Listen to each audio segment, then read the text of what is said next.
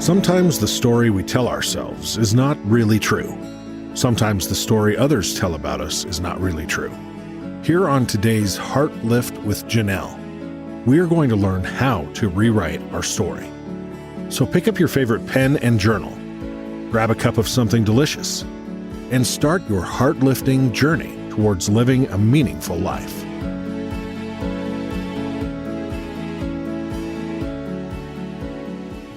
Hello and welcome to today's Heartlift with Janelle. Heartlifters, go ahead, prepare your heart. Because we are going to be hearing from the beautiful Rachel Ann Ridge, author of Your Mountain is Calling, Finding God in Untamed Places. And I'm going to say that again because I think the title is prophetic, Rachel. Your Mountain is Calling, Finding God in Untamed Places, with photos by, I'm assuming, your husband or your son or some Tom Ridge. That is my husband, and my son did contribute a few photos to it, so it's a family affair. It's a stunning affair. The photos in and of themselves within the book just invite your heart and mind and soul to take a deep breath. So welcome, Rachel. I haven't even welcomed you. I'm so ready to dive in. Thank you. Me too. This is one of my favorite things to talk about. So this is so fun. Thanks for having me. Talk away. We're so ready. So this word untamed is really what just drew me in, because I think that I'm craving, hungering, and thirsting after an untamed faith in a way. So I want to know why that word, that adjective, that selection, I know was intentional. Well, I think I started with the idea of just out of my own life, feeling the need to just get out of the busyness and the clutter and the hustle and bustle, the everyday stresses of life, and just find places where I could meet with God. And much of the time that's in my front yard. We kind of live out in the country, and so I can't see my neighbors. It's just trees, kind of a field and trees in front of us. But for many years, we lived in a neighborhood, and my backyard was the place. And being Texas dwellers, Texans are famous for heading to Colorado to cooler climates in the summertime, and this is what we always did as a family.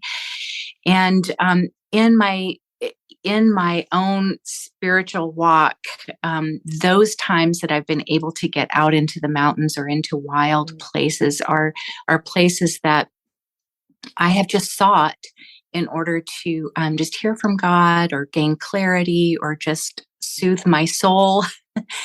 And so when I had the opportunity to write a book of devotionals with photography, of course, I leaped at the chance because I wanted to be able to give that opportunity to other people, regardless of whether you might be homebound or in the city. But I wanted it to be an invitation to even mentally and emotionally just kind of escape the bonds of our everyday life and be able to just step into a space where we could meet with a God who inspires awe and wonder. And that's where we meet with him.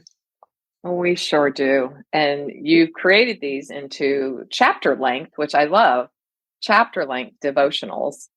And let me just read some of the beautiful titles of them, I should say. But they really are invitations for us. Our theme in this season 10 has been to understand everyday spirituality, inviting the practices of stillness, silence, and solitude, the more contemplative practices, which definitely you are inviting us into, coming away, stepping aside, just as Jesus imaged for us, he had to go away, to a secret place, to the mountains, to the riverside, on a boat. He just had to do it so that he could align himself once again with his business, his true calling, because everybody's business is not our business.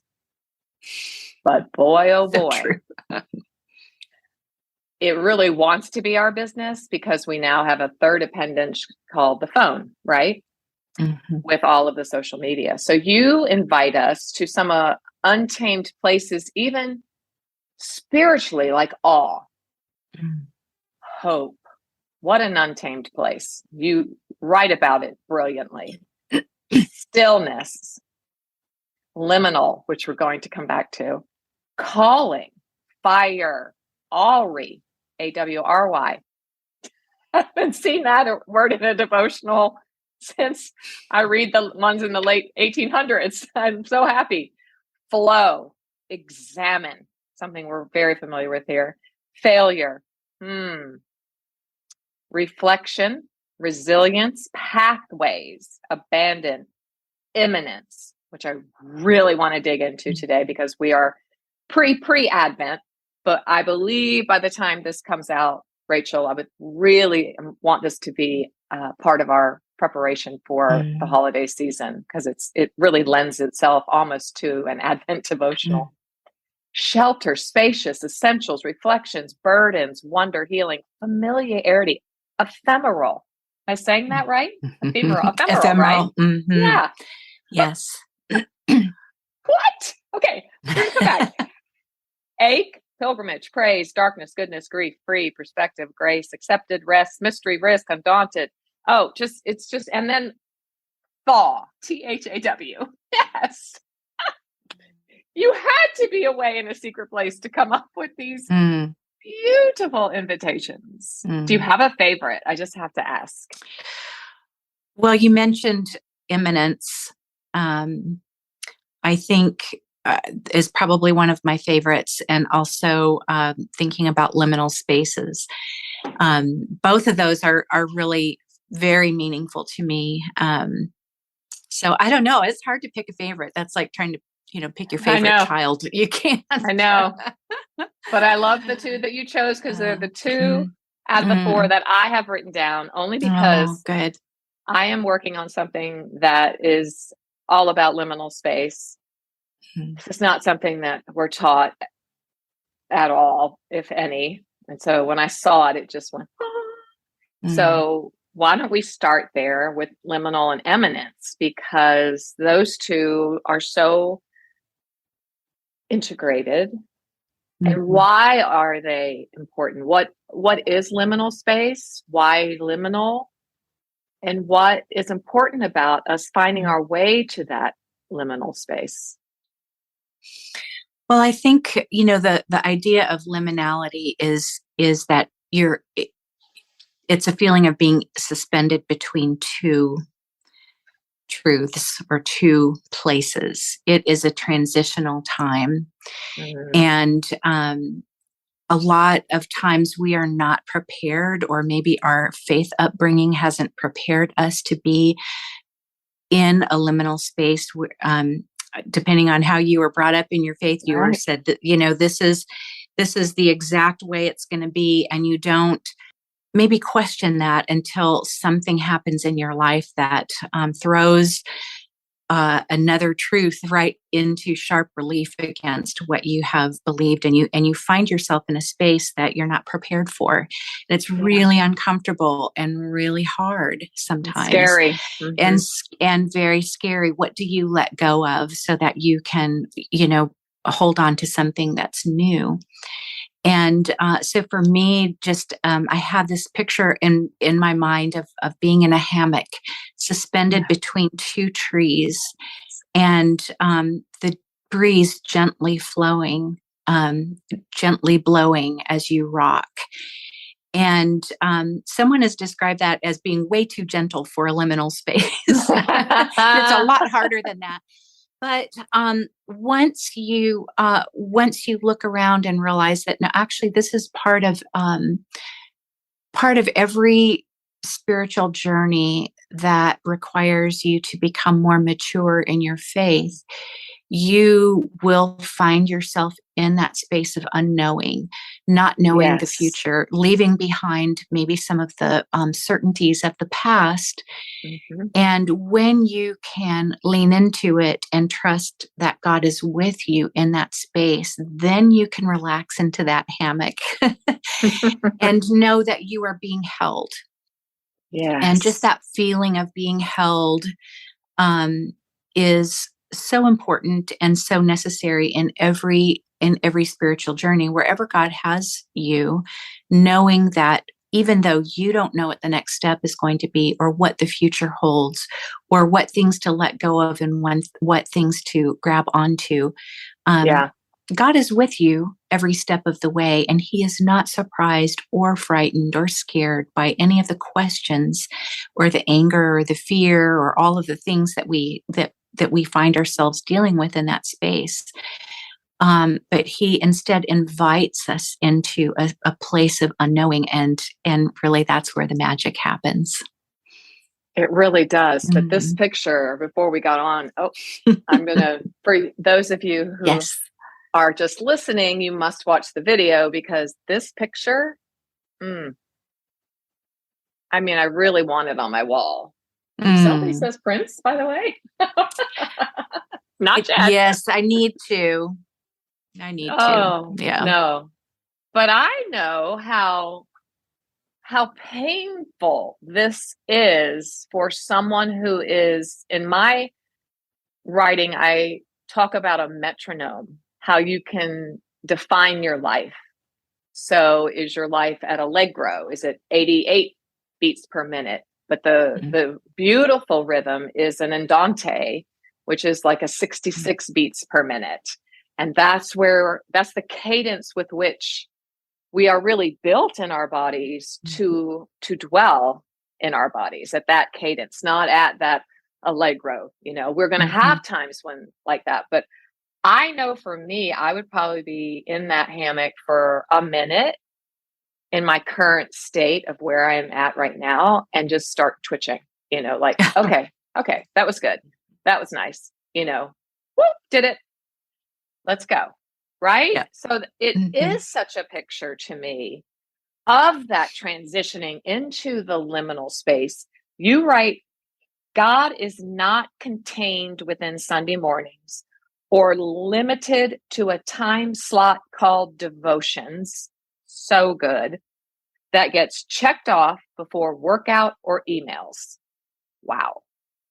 God doesn't conform to our schedule or even our finite ideas about him. And I think that, to me, defines liminal so succinctly and in modern day terms. And it's the finiteness that we tend to have learned about God and been taught about God. Even though we're taught he's infinite, our practices are finite. Is that a true statement? Absolutely. Absolutely. And it's scary for people to even truly consider the idea that God is bigger than our thoughts about him or what we've been taught about him. Yeah. But it's true, right? It has to be true. Otherwise, what a small God. If we think that he can be contained with what we, the box that we put him in. So that's a liminal space in and of itself to step into.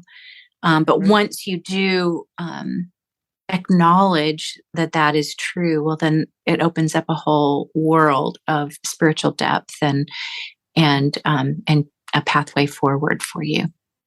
Yes, which is your pathways section. Yeah. Then you go on. I just have to tell you, it's just on page 15, I think it is, when you write about hope, you write, you are alive in the dewdrop of unknowing.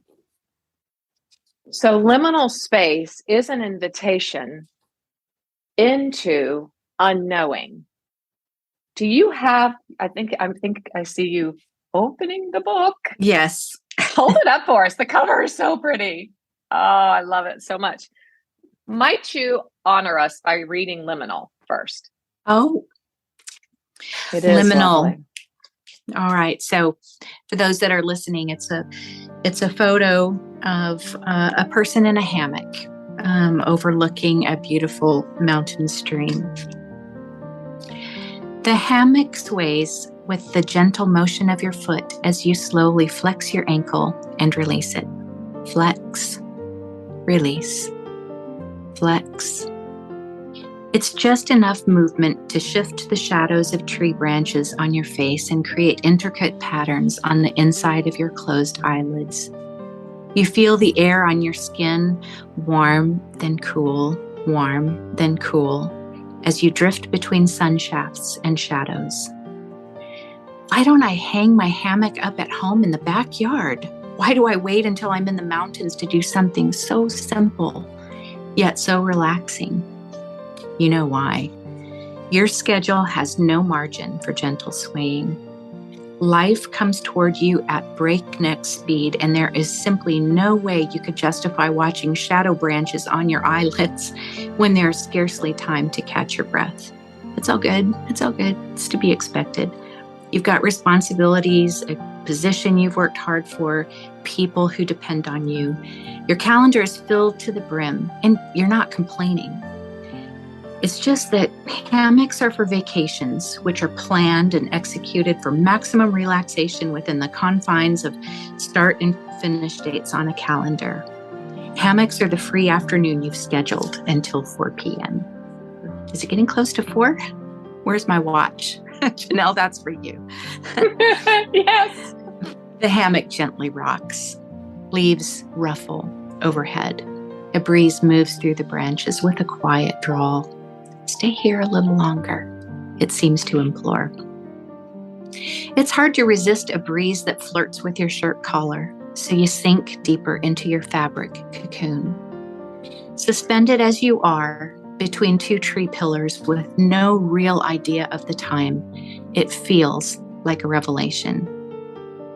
It's an opening into a God experience that doesn't fit into neat boxes, one that suggests that the world of the spirit is found in liminal spaces. It's in the margins of life that we discover infinite possibilities, intricate patterns on eyelids, and respite from predictability. There is a weightless swaying that feels like a mother's soft embrace, an invitation to rest in the comfort of unknowing. There are whispers from above. The God who formed these mountains is not contained within Sunday mornings or limited to a time slot called devotions that gets checked off before workout and after emails. He does not conform to our schedule or even to our finite ideas about him. His presence, like wind, slips outside the lines, hangs in the air, moves in the pauses. He waits, suspended in the openings, to sway our moorings and rock our worlds with a still, small voice.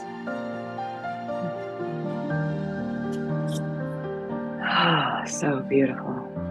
You give to us Psalm 27, verse 8. My heart has heard you say, come and talk with me.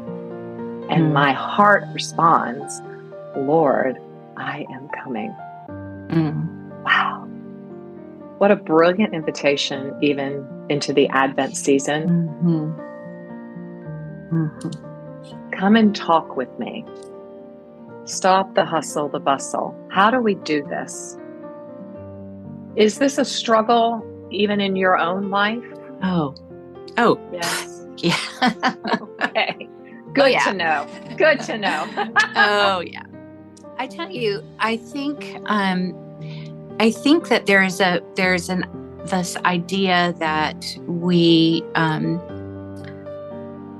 that God shows up at a certain place, or if we do certain things. And for me, I've coming to the realization that God is present in every moment, even in our busyness, even in our heavy schedules and responsibilities and the people who need us, that we are really unaware most of the time of his presence. So if we just begin to acknowledge that he is with us, then our whole life becomes a prayer. Our whole life becomes an experience of being within his presence. And so I think that if you find yourself in a busy season of life, as I'm sure many of your listeners are there, and just wishing, oh, I wish I could get to the mountains to experience this. My encouragement is that, yes, those are beautiful mountaintop experiences, and being in a place that inspires awe is absolutely wonderful and transformative.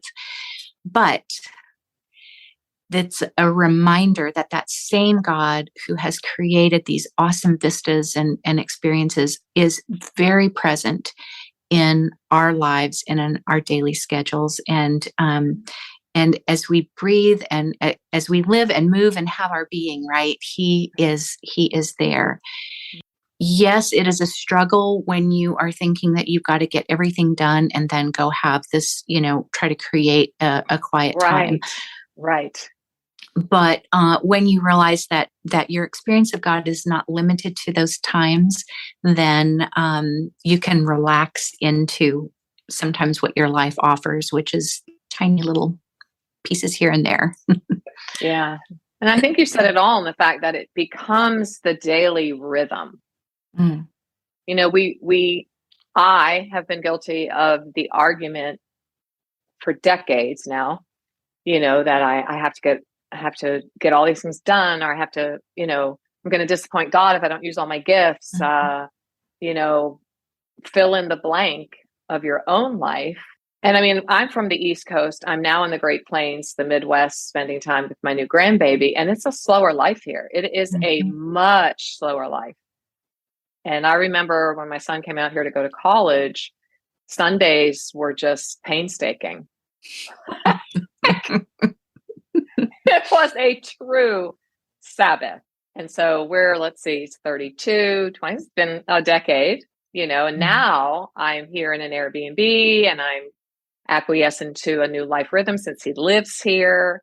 I can see growth in myself is what I'm trying to say, that I'm at rest more inside of myself. So encouraging everyone that it is a process, but take a folding chair out back and sit or sit on the back porch. Like you said, go in the front yard, go in the backyard.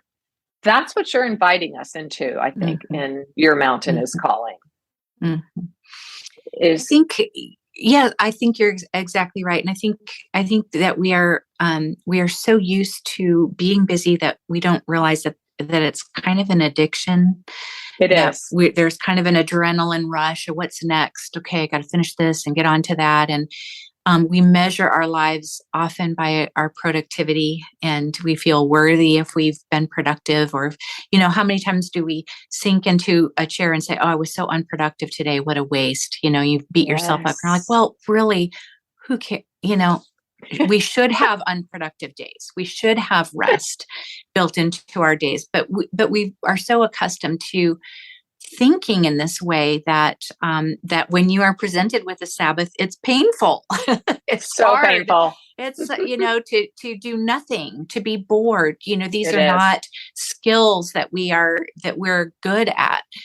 So we need to be reminded every now and then that it is good to be bored. It's good to have spaces that aren't filled with our phones or news or alerts, and that can happen, when we make time for it, and when we turn off the noise and the clutter and sit on the couch sometimes. Yeah, I think it begins. I love how you started your work with awe, because that's what I think anyway. It begins with an acceptance in your life and an awareness, intentionality of, I want to understand your awe. I want to understand, you write about little bluebells and other things of nature. Nature is definitely my cathedral. I'm so in sync with Anne of Green Gables. It's like nature is my cathedral. So that's why I love what you're doing so much. And we've had Gary Thomas on the show, who gives us 9 different pathways to understanding God and nature is definitely my pathway, and seems to be high on your list as well. Mm-hmm. And you talk about in awe, you talk about Narnia and the last battle. Mm-hmm. I love the smile on your face because you know exactly what I'm going to say. And you say awe is the tent of childhood wonder. Oh my gosh, what a great sentence. How long did you spend writing that sentence? So good.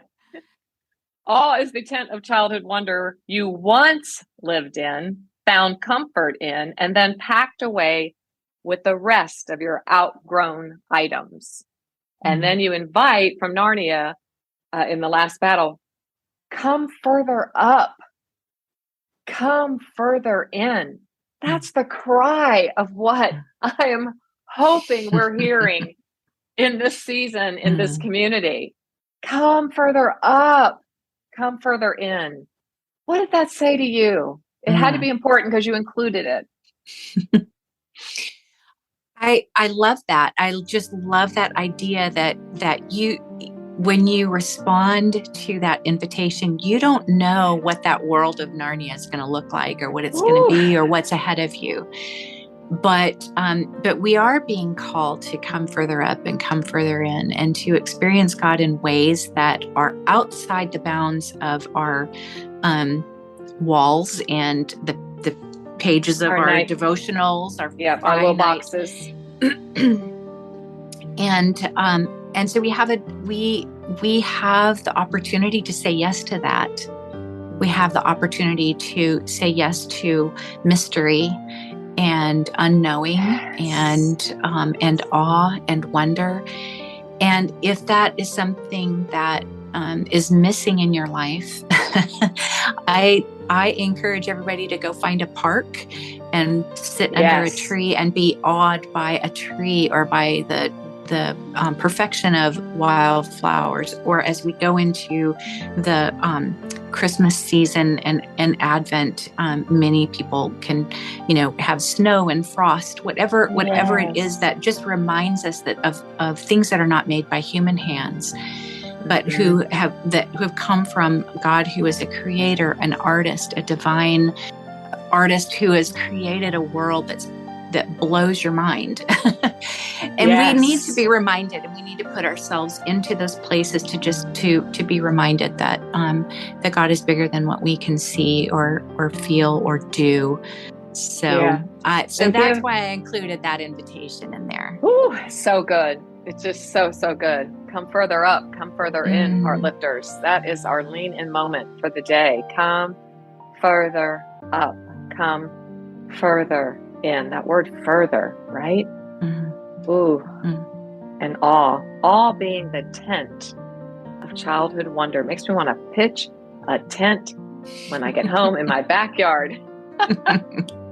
Because I feel like that is, if we don't do that, if we are not intentional in our lives, and as mothers and fathers, creating that atmosphere within the hallways of our home of awe and wonder and all of these things, I think we're doing a grand disservice to our children personally. And that might be a very strong statement. And now to my little grandchildren, my two that I'm holding, and I'm just like, they're so full of awe and wonder. Like, they just look up and they're like, he's a week old and he's just looking around, and I'm like, oh yes, I love it. I feel like that is what you're saying to us, that we will miss the imminence. What is imminence? What is that? You linked that with liminal space, and I feel like that's so accurate. Well, imminence reminds us of the word Emmanuel, which is God with us, right?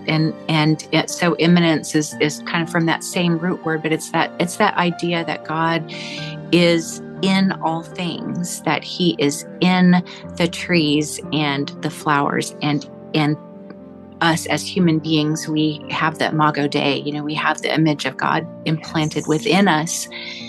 And the world speaks of this God. The world exudes this godness of who he is. And if we take the time to just sit with that simple yet so profound of an idea, it can be just very transformative for our own lives. We will begin to see the world with new eyes. We'll see our fellow human beings with new eyes. When we recognize that God is very present in all of creation, well, that's wonder. That's awe. Sometimes wonder. we have to go outside in order to get that. I think a lot of times in our church services, if your listeners are, go to a regular worship service, that's what we try to recreate inside, with big swells of music and the words and, stained glass windows or lighting. We're trying to basically recreate that feeling of awe. And sometimes, you get transported into that place. Mm-hmm. But how much more when we find ourselves in a cathedral of trees that are arched overhead, and we can see the blue sky beyond and see the trees gently, clapping their hands in praise to their creator. And, I've had this experience of being in an aspen grove and just experiencing the worship of creation. That is, all of creation is worshiping God. And to be part of that, you cannot get that experience in any building or in any man-made worship experience. You can come pretty close at times, but there is no substitute really for being in creation. As David the psalmist said, how no temple or house can be built that could contain you. And we forget that sometimes, right? Yeah. We forget that sometimes. So the idea of immanence, I think, is transformative. As you know, when we just open ourselves up to the wonder of God being in our every moment, in every cell, every organism that he has put into motion, that is an extension of his mystery and his awesomeness. Heartlifters, we're going to stop and take a pause here. A Selah, as David wrote in the Psalms, a time for reflection, meditation, thinking. I don't know where you're going to find yourself, particularly during this week of the year. In the States, we're celebrating Thanksgiving. I don't know where you find yourself. You might be in a home with 50 family and friends. Or like my husband and myself, you might be all alone, because we celebrated the holidays in Kansas while I was there. So wherever you find yourself, be all there, be present. And as my beautiful pastor Jim used to say, feast on the faces of those around you. Add a little gratitude, a little thoughtfulness, a little extra kindness. Maybe there's a family member that you are experiencing a heart rift with. Maybe this is the year. Maybe this is the year where you make your way to forgiveness. I want to end this beautiful time with Rachel. Oh my goodness. So deep, so thoughtful, so reflective, so inspiring.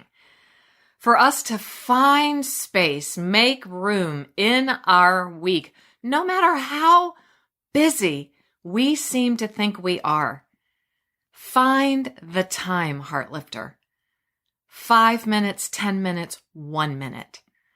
Find the time, make the room to meet with God. Maybe you just go, hey God, I'm here. I love you. Please help me find you along the crowded corridors of my home this week, or the crowded grocery stores here in the States. I want to close with an offering from Your Mountain is Calling, Rachel's beautiful new devotion. She titles this Essentials. The sky above is a deep azure blue, decorated with ever-changing white clouds that seem to revel in the winds aloft. They dance and shapeshift, delighting in their shadows, which move like partners across the valley dance floor. The smell of pine, cottonwoods, and summer grasses is nearly intoxicating in the cool alpine air that swirls along with the dancing clouds. Between the warmth of the sun and the chill of the breeze, you're not quite sure whether to keep your jacket on or strip down to your t-shirt. Layers, the experts say, are the key to staying comfortable when you explore the landscape. As you emerge from the forest into the open meadow, the sun chases off the frolicking clouds, and the choice is suddenly clear. Time to remove a layer. You unfasten your day pack and set it down on a rock that's baking like a fresh bun in the sun. Unzip the jacket and stuff it into the pack. Pause and consider. Take the sweater off while you're at it? Peeling off unnecessary layers in the warmth of the sunshine is a reminder of the layers that need peeling in your interior landscape. Where did your joy go? When did your simple faith get buried? Your soul has felt suffocated under the weight of religious wrappings that once seemed helpful. In the busyness of life, you haven't had time to think about the extra coats that have been binding your faith layer by layer until you could barely move. Here, in the penetrating warmth of God's love, it suddenly seems so obvious. It's time to strip off the layers until you are free. Unbuckle, unzip, lay it down. Experience the dancing shadows on bare skin. Sense God's delight in your unfettered soul. Let go of the layers of your faith that are tangled up in requirements, performance, achievements, and people-pleasing. Bare essentials only. I'm going to repeat that. Let go of the layers of your faith that are tangled up in requirements, performance, achievements, people-pleasing. And now you take a few moments. Let go of the layers of your faith that are tangled up in what? And we close with the words of the Nicene Creed as our base layer. We believe in one God, the Father, the Almighty, maker of heaven and earth, of all that is seen and unseen. We believe in one Lord, Jesus Christ, the only Son of God, eternally begotten of the Father, God from God, light from light, true God from true God, begotten, not made, of one being with the Father. Through him all things were made. For us and for our salvation he came down from heaven. By the power of the Holy Spirit he became incarnate from the Virgin Mary and was made man. For our sake he was crucified under Pontius Pilate. He suffered death and was buried. On the third day he rose again in accordance with the Scriptures. He ascended into heaven and is seated at the right hand of the Father. He will come again in glory to judge the living and the dead, and his kingdom will have no end. We believe in the Holy Spirit, the Lord, the giver of life, who proceeds from the Father and the Son. With the Father and Son, he is worshipped and glorified. He has spoken through the prophets. We believe in one holy Catholic and apostolic church. We acknowledge one baptism for the forgiveness of sins. We look for the resurrection of the dead and the life of the world to come. Amen.